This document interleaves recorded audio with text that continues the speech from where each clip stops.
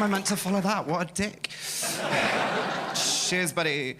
Hello, you lovely people. It's amazing to be out here chatting to you tonight and hopefully not killing myself on that. I am Nick. I'm Irish. I live in Dalston now, which makes me a pretentious wanker.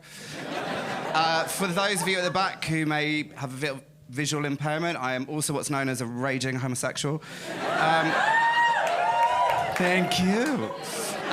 That does mean, like, being visibly queer and living in London can be a bit weird. 90% of the time, it's totally fine, but you do get your biannual drive-by faggot.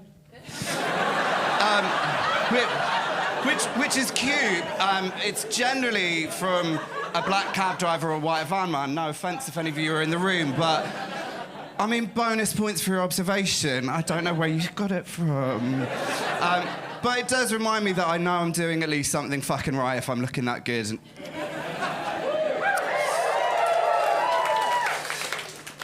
The thing is, I'm also so gay that even my intrusive thoughts are gay. So, like, some people's intrusive thoughts are like, kick the baby, which, I mean, obviously I still have those. I'm not completely weird.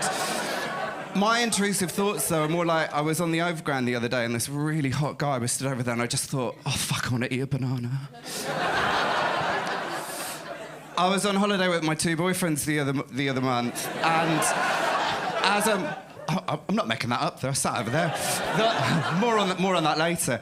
But we were on holiday and I was getting ready for a night out and I just thought, if I can't drink the tap water, should I douche with it? We all think about gut health and I just thought, I don't know if I can take that risk. So what I thought was, well, you know, I thought I'd ask a couple of friends. I got a couple of good opinions, and I can tell you they were right. You should definitely not douche with tap water. What they should have told me is don't douche with heavily carbonated bottled water either. It was dramatic, to say the least. So yeah, our holiday was in Mexico, and it was kind of a tale of sort of extremes. We had beautiful, beautiful pyramids and murals and artwork and food during the day. And then at night, we were in gay leather bars and watching absolutely naked go-go boys shimmying around. If you're not aware what a go-go boy is, it's like a stripper, but they actually just start naked. They lack any form of tease or appeal.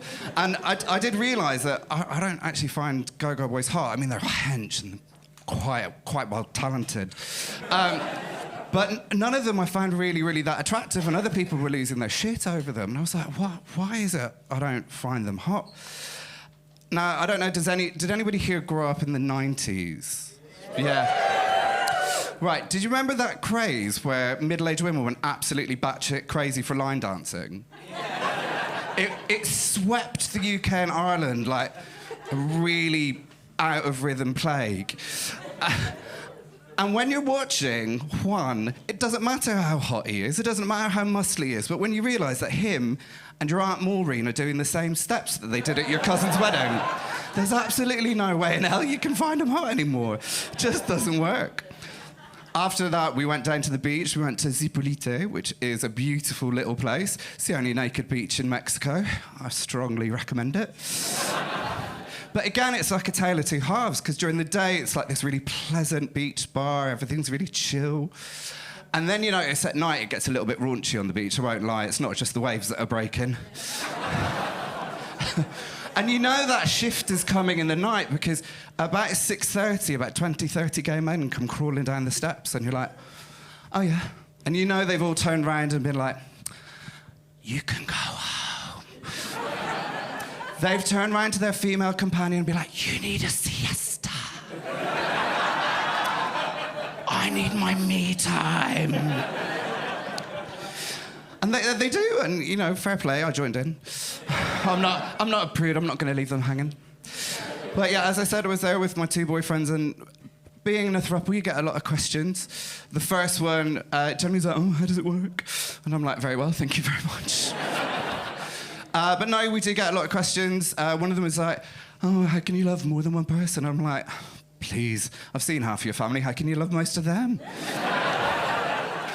But no, we all have different friends. We have friends who you go to for advice, friends who are really good, have the best dealers, friends that lead you down the wrong path. Sometimes those two friends are the same friend. Sometimes I'm that friend. But yeah, you know, it's a lot of pressure to put on one individual that they have to be your all-encompassing love. And I think that's unfair, so I've decided to basically job share it. The other questions we get, I can see you're all thinking them. Yes. No, don't be disgusting. 2 beds. And an almost fetishistic level love of Google Calendar. Thank you very much. I've been Nick Bain. It's been lovely to talk to you.